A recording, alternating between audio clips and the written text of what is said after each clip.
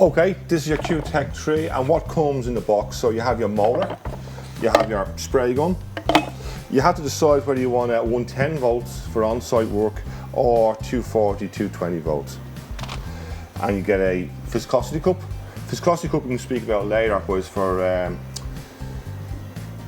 working out the thickness of the paint, and that's really crucial with these units. You got to get the viscosity of the paint correct, otherwise they won't spray properly.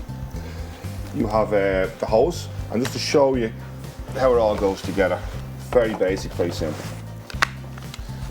Peel it back like that,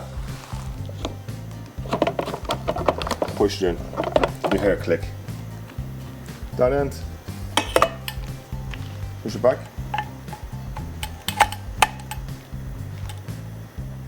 Now, basically you plug it in and you're ready to go. You just need to put paint into it and off you go.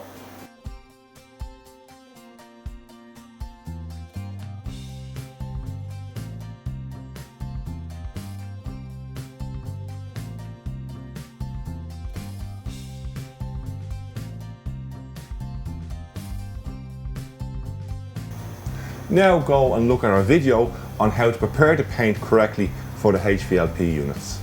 If you have any further questions, please contact an advisor at vinnieburn.com. Alternatively, email sales@vinnieburn.com.